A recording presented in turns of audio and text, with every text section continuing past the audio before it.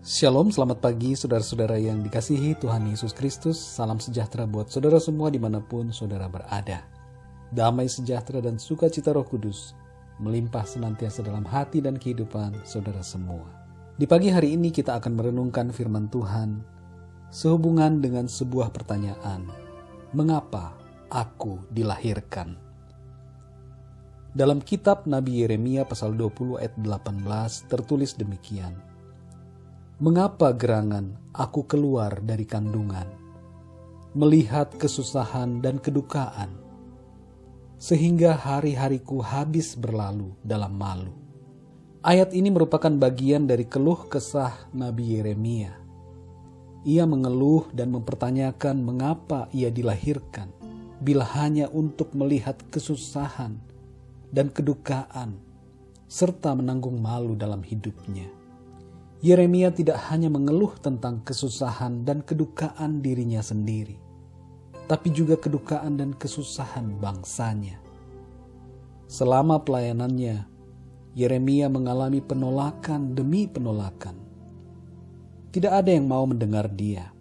Ia pun mengalami banyak penderitaan dalam masa pelayanannya. Bila kita membaca kisah Nabi Yeremia dan memahami keluh kesahnya, kita akan mengerti bahwa ia terkadang merasa bahwa tugasnya untuk menyampaikan firman Tuhan kepada bangsanya sebagai sesuatu yang berat untuk dilakukan. Oleh karena isi berita yang ia sampaikan adalah tentang penghukuman yang akan dialami oleh bangsa Israel bila mereka tidak bertobat. Bukannya mengabarkan tentang kabar baik, berkat, damai sejahtera, ia justru menubuatkan kehancuran bangsanya. Itulah yang membuat ia juga merasa tertekan dalam pelayanannya. Bagaimana ia bisa dapat menarik hati orang lain jika yang ia sampaikan hanyalah nubuatan tentang kehancuran? Yeremia menyaksikan ketika bangsa Babel menyerbu Yerusalem. Ia merasakan kedukaan atas bangsanya dan juga atas dirinya pribadi. Yeremia adalah pribadi yang lemah lembut, namun tegas dan berani dalam menyampaikan firman Tuhan. Sebagai manusia, ia pernah mengalami perasaan tertekan dan menderita yang membuatnya mempertanyakan mengapa ia dilahirkan. Yeremia merupakan nabi yang ditolak dan tidak didengarkan oleh bangsanya dan juga bangsa-bangsa lain. Walaupun demikian, ia dengan setia melakukan apa yang menjadi tugasnya selama hidupnya. Saudara yang dikasihi Tuhan, mempertanyakan mengapa aku dilahirkan bisa disebabkan oleh 3 hal. Pertama, karena keingintahuan kita. Kedua, karena mengalami kekosongan dalam hati. Ketiga, karena penderitaan hidup. Meskipun latar belakangnya berbeda-beda, namun jawaban atas pertanyaan ini tetap sama. Mengapa aku dilahirkan? Mengapa kita dilahirkan? Mengapa saudara dilahirkan? Jawabannya tidak bisa kita cari sendiri dengan filosofi dunia. Kita hanya bisa mendapatkan jawabannya dari Tuhan yang menciptakan kita. Hanya di dalam Tuhanlah kita menemukan jawaban dan tujuan hidup kita. Dalam kitab Nabi Yeremia pasal 1 ayat 4-5 tertulis firman Tuhan kepada Nabi Yeremia demikian. Sebelum aku membentuk engkau dalam rahim ibumu, aku telah mengenal engkau. Dan sebelum engkau keluar dari kandungan, aku telah menguduskan engkau.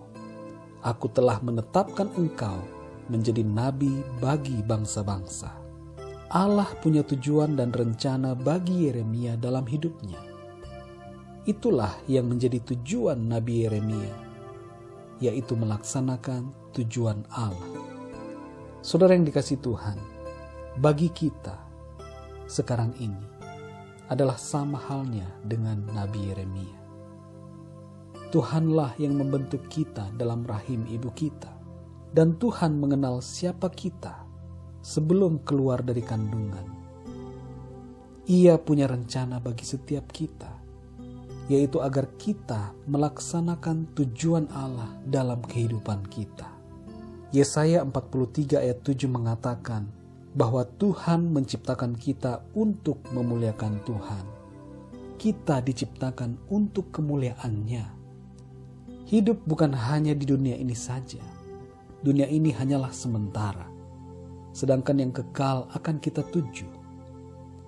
Dunia seringkali membutakan hati dan pikiran kita dan membuat kita lupa akan tujuan yang kekal, kerajaan surga, kehidupan yang abadi bersama dengan Tuhan.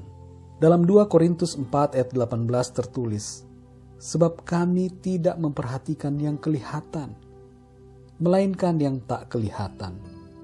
Karena yang kelihatan adalah sementara, sedangkan yang tak kelihatan adalah kekal." Bila kita mengalami penderitaan dalam dunia ini, maka janganlah gagal fokus dan meninggalkan iman kepada Tuhan. Sebab penderitaan di dunia hanyalah sementara saja. Dalam 2 Korintus 4 ayat 17 tertulis, "Sebab penderitaan ringan yang sekarang ini mengerjakan bagi kami kemuliaan kekal yang melebihi segala-galanya, jauh lebih besar daripada penderitaan kami." Saudara yang dikasihi Tuhan, bersyukurlah atas kehidupan yang Tuhan anugerahkan dan lakukanlah apa yang menjadi tujuan Tuhan dalam hidup saudara. Ia menciptakan saudara dengan suatu maksud dan tujuan yang mulia. Oleh karena itu, muliakanlah Tuhan dalam seluruh hidupmu. Mari kita berdoa. Bapa di dalam surga, terima kasih kami mengucap syukur oleh karena kebenaran firman-Mu yang menguatkan kami, memberikan jawaban kepada kami tentang mengapa kami dilahirkan, mengapa kami ada di dunia ini. Kami diciptakan untuk kemuliaan-Mu. Melalui firman-Mu kami menyadari bahwa Engkau punya maksud dan rencana, tujuan yang mulia dalam hidup kami. Pimpinlah kami ya Tuhan, supaya dalam hidup yang sementara di dunia ini, kami selalu setia kepadamu, melakukan tujuan yang Engkau tetapkan dalam hidup kami. Ajar kami untuk tetap teguh, beriman, percaya sungguh kepadamu, setia dalam berbagai perkara dan situasi apapun dalam hidup kami. Kuatkan kami selalu ya Tuhan, agar kami selalu memiliki sukacita, rasa syukur dalam hidup kami, agar kami selalu memandang kepada kekekalan, tidak fokus pada apa yang kelihatan oleh mata jasmani kami. Sebab apa yang kelihatan adalah sementara saja. Terima kasih Bapa, pimpin setiap kami. Berkati kami semua dan lindungi kami sepanjang hari ini dan hari-hari selanjutnya. Di dalam berkat nama Tuhan Yesus Kristus, Tuhan dan Juru Selamat kami berdoa dan mengucap syukur. Haleluya, amin. Puji Tuhan, saudara yang dikasihi Tuhan. Tuhan Yesus memberkati saudara semua. Selamat beraktivitas. Sampai jumpa dalam renungan yang berikutnya. Haleluya.